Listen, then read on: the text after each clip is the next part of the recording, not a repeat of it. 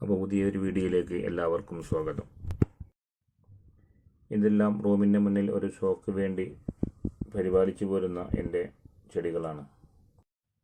ഭക്ഷണം കഴിച്ചതിന് ശേഷം ബാക്കി വരുന്ന വേസ്റ്റുകളെല്ലാം ഈ ബോക്സിലാണ് നിക്ഷേപിക്കാറ്. അത് പിന്നീട് നമ്മുടെ ആട് ഫാമിലേക്ക് പോകുമ്പോൾ കൊണ്ടുപോകാറുണ്ട്. എൻ്റെ ലക്ഷ്യം ഇന്ന് ആട് ഫാമിലേക്ക് പോകുക എന്നുള്ളതായിരുന്നു.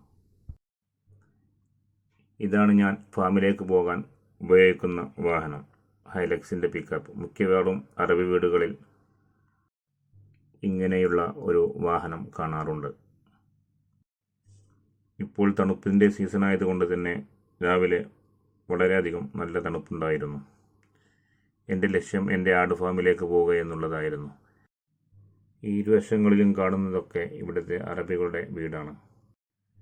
ഈ കാണുന്നതാണ് നമ്മുടെ അടുത്തുള്ള ജുമാഅത്ത് പള്ളി.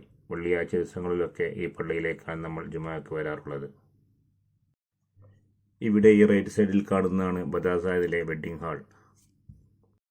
ആണുങ്ങളുടെയും പെണ്ണുങ്ങളുടെയും വെഡ്ഡിംഗ് പരിപാടികൾ സെപ്പറേറ്റ് ഹാളിലാണ് ഇവിടെ കഴിയാറ്. രാവിലെ ആയത് കാരണമാവാം വളരെ വിജനമായിട്ടാണ് റോഡുകളെല്ലാം കാണുന്നത്. ഈ ലെഫ്റ്റ് സൈഡിൽ കാണുന്നത് ബദാസാദിൽ വരാൻ പോകുന്ന വലിയ വലിയ ഓരോ പ്രോജക്റ്റുകളാണ്. ഇപ്പോഴും അവിടെ എന്നും പണി നടന്നുകൊണ്ടിരിക്കും. ഈ റൗണ്ട് ഓബോട്ടിൽ നിന്ന് റൈറ്റ് തിരിഞ്ഞ് വേണം എൻ്റെ ആട് ഫാമിലേക്ക് എനിക്ക് നീങ്ങാൻ. ഞാൻ എൻ്റെ ലക്ഷ്യം വെച്ച് നീങ്ങി. മിക്കവാറും ദിവസങ്ങളിലും ഈ റൗണ്ട് ഓബോട്ടിനോട് ചേർന്ന് പാകിസ്ഥാനികൾ ഈ ആടുകൾക്കുള്ള ഭക്ഷണമായി അവിടെ നിൽക്കാറുണ്ട്. ഇതിൻ്റെ പേരാണ് ജത്ത്. ഞാൻ അവൻ്റെ അടുത്ത് ചെന്ന് വില വിവരങ്ങൾ ചോദിച്ചറിഞ്ഞു. 350 രൂപയാണ് ഒരു കെട്ടിൻ്റെ വില.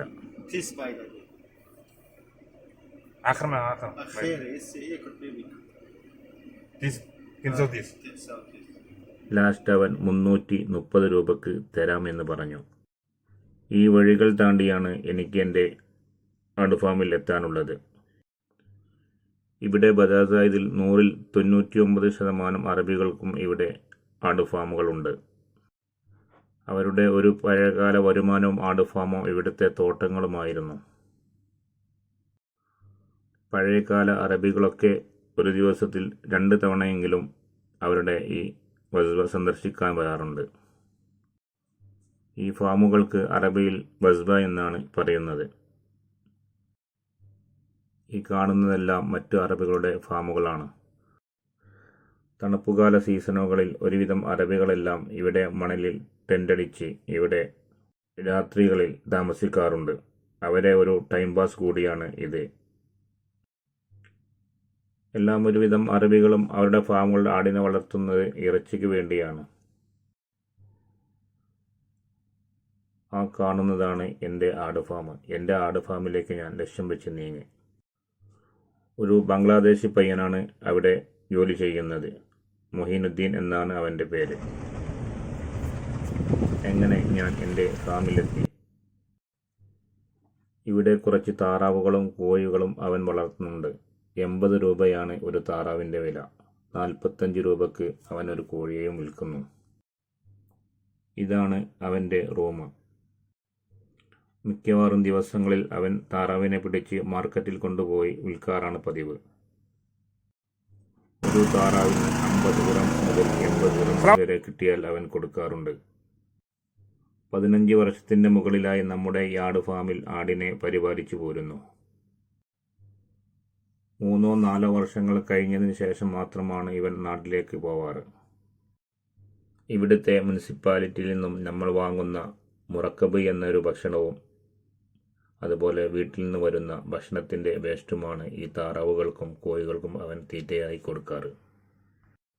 ഇതിൽ നിന്ന് കിട്ടുന്ന മുട്ടകളൊക്കെ അവൻ വീണ്ടും അവിടെ വിരിയിപ്പിക്കാറാണ് ചെയ്യാറ്. കുറച്ചൊക്കെ അവൻ്റെ സ്നേഹിതന്മാർക്കും അവൻ ഇത് സർവ് ചെയ്യുന്നു.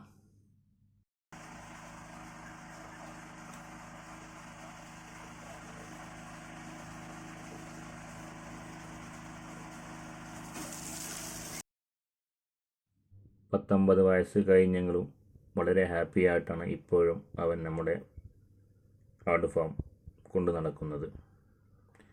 ഞാൻ കൊണ്ടുവന്ന വേസ്റ്റൊക്കെ ഇറക്കി വാഹനത്തിൻ്റെ ബോഡിക്കുള്ളിലെ വേസ്റ്റുകളെല്ലാം മോട്ടോർ അടിച്ച് നല്ല വൃത്തിയാക്കി. എനിക്ക് ഫാമിൽ നിന്നും ഒരു ഇറച്ചിക്ക് വേണ്ടി ഒരു ആടിനെ എടുക്കേണ്ടതുണ്ട്. അതിനു വേണ്ടിയാണ് ഞാൻ ഇന്ന് ഇവിടെ ഫാമിലെത്തിയിട്ടുള്ളത്. നമ്മുടെ ഈ ഫാമുകളിൽ 400-ൽ പരം ആടുകളെ പരിപാലിച്ചു വരുന്നു. എല്ലാം നാടൻ ആടുകളാണ് ഇവിടെ പരിപാലിക്കുന്നത്.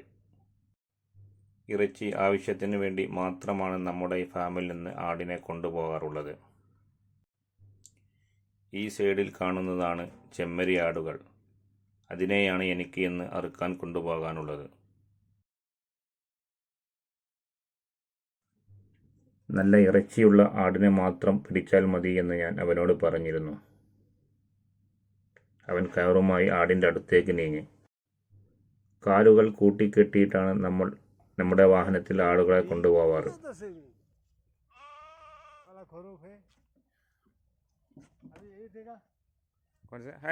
അവൻ എന്നോട് വീണ്ടും ചോദിച്ചു ഏതിനെ പിടിക്കണമെന്ന്. ഞാനൊന്ന് അവന് കാണിച്ചു കൊടുത്തു. ഇങ്ങനെയുള്ള ആടുകൾക്ക് മാർക്കറ്റിൽ നല്ല വിലയാണ് കിട്ടാറ്.